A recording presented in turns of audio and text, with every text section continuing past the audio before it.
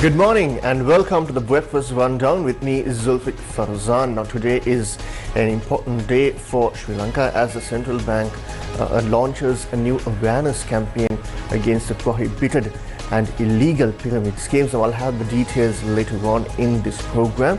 Now if you just joined us, let's start off with something important about the US tariffs. Now, Sri Lanka's Minister of Tourism, Professor Ruwan Ranasinghe, has said that discussions are still ongoing regarding the possibility of reducing the 30% tariff rate currently imposed by the United States. A high-level Sri Lankan delegation is set to depart for the United States to engage in crucial discussions aimed at securing a reduction in the 30% tariff imposed on Sri Lankan exports. Now, the talks come in the wake of recent policy shifts by the US administration that could significantly impact bilateral trade. The delegation, which includes prominent government officials and economic experts, is scheduled to leave the island before August 1st.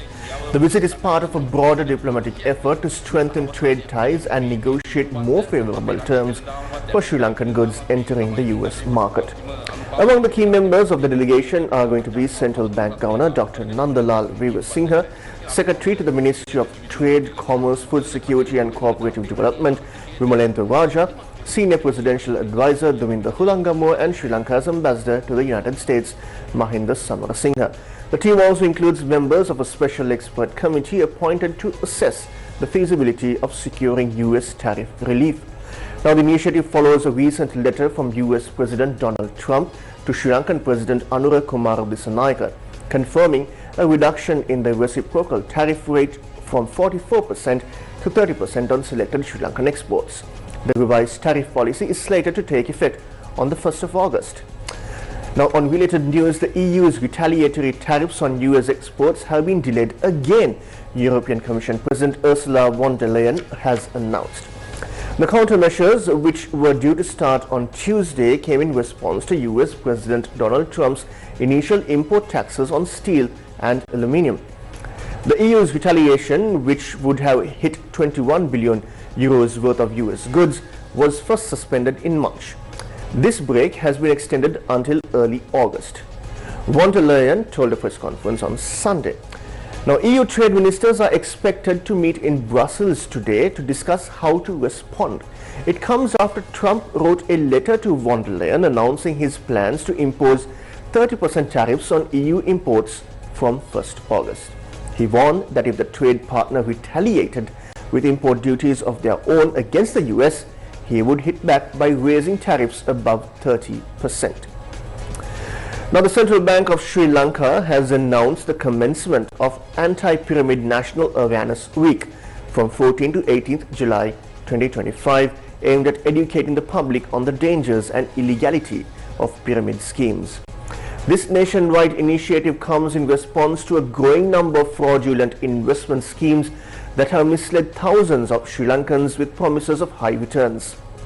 The CBSL, in collaboration with key stakeholders including law enforcement agencies, financial institutions and media partners, will conduct a series of awareness programs, workshops and media campaigns throughout the week.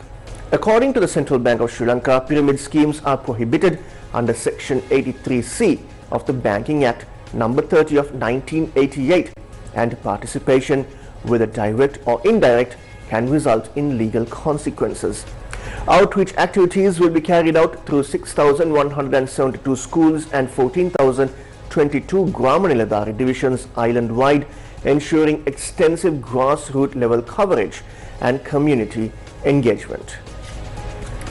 Now, at the same time, a special national conference focused on Sri Lanka's preparedness and strategic planning for nuclear energy will commence today in Colombo.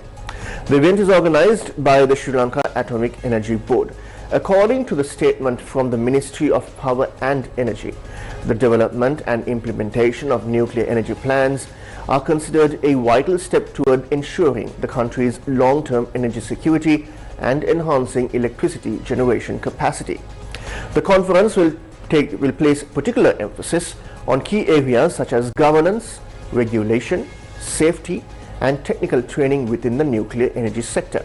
It will also highlight international cooperation and knowledge exchange as essential components of Sri Lanka's nuclear roadmap.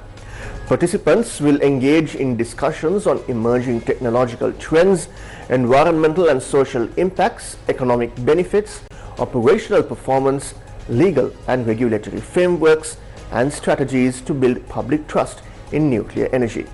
Now, representatives from the International Atomic Energy Agency, or IAEA, are expected to attend the conference.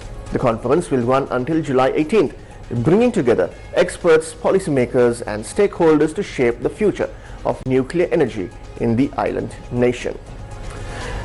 Now, something interesting for the fisherfolk. Deputy Minister of Fisheries Ratna Gamage announced that a new insurance scheme for Sri Lankan fisherfolk will be officially launched on August 14th. Deputy Minister Gamage emphasized that the new scheme marks a major step forward in safeguarding the livelihoods of those engaged in the fisheries sector. In addition to the insurance program, the government of Sri Lanka plans to introduce a new pension scheme for the entire fishing community by the end of this year. Looking ahead to 2026, the Deputy Minister revealed that several development projects are planned for the fisheries industry, including upgrades to fishing harbours, anchorages and ports. Moving on, the Department of Examinations has announced that applications for re-scrutiny of the 2024 GCE Ordinary Level Examination results will be accepted starting today. The deadline for submission is July 28th.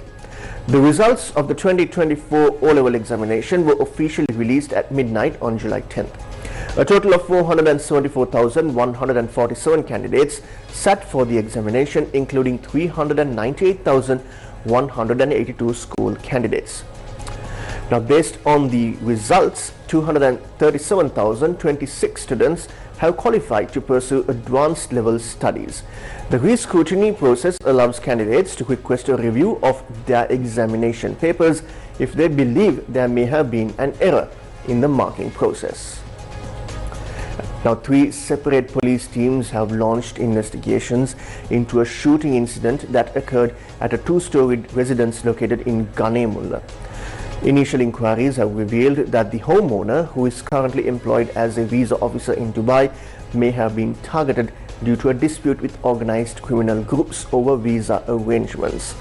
Police suspect that the shooting was a retaliatory act stemming from this disagreement. The incident, which took place on the night of July 11th, resulted in damage to upper floor windows and the iron security fence of the house. Fortunately, no injuries or fatalities were reported. Authorities confirmed that investigations commenced following a formal complaint received yesterday. The police are continuing to gather evidence and pursue leads to identify the individuals responsible. Now, if you woke up early this morning, you might have been greeted to a heavy downpour. Now, the Met Department has issued a warning to fishing and maritime communities, advising them to refrain from sea travel in coastal areas stretching from Galle to Pothuil via Mathura and Hambantota due to adverse weather conditions. According to the latest forecast this morning, wind speeds in these regions may increase to between 55 and 65 kilometers per hour, accompanied by rough seas and wave heights expected to rise between 2.5 and 3 meters. Additionally, coastal areas from Galle to Puttalam via Colombo are likely to experience strong winds with speeds reaching up to 50 to 55 kilometers per hour. Mariners operating in these zones are urged to exercise extreme caution. Now, let's move on to the world of sports, where it was heartbreak for Sri Lankan cricket fans last night. Bangladesh delivered a commanding performance to defeat host Sri Lanka by 83 runs in the second T20 international at the Rangiri Dambulla International Cricket Stadium, levelling the series in emphatic fashion. Opting to bowl first after winning the toss, Sri Lanka's decision backfired as Bangladesh posted a formidable total of 177 for the loss of 7 in their allotted 20 overs. Despite early setbacks with openers Tanzid Hassan and Parvez Hussain being dismissed cheaply for just 7 runs on the board, courtesy of Nuwan Tushara and Binura Fernando, the visitors bounced back strongly. Captain Linton Das led from the front, crafting a brilliant 76 of 50 deliveries, anchoring a crucial 69-run stand with Tawhid Hidroy for the 3rd wicket. Now, in response, Sri Lanka faltered under pressure. Chasing 178 runs, the hosts were bundled out for a mere 94 runs, collapsing in just 17.2 overs. The innings began with promise as Pathum Nissanka scored 32, but the early loss of Kusal Mendis via a run-out triggered a dramatic top-order collapse. Sri Lanka lost their first 4 wickets with only 30 runs on the board, and by the time the 7th wicket fell, they were reeling at 73. Bangladesh's bowlers maintained relentless pressure, capitalizing on Sri Lanka's missteps and sealing a comprehensive victory. Now the match drew a large crowd at the scenic Dambulla venue, but the home fans were left disappointed as Bangladesh outclassed their team in all departments.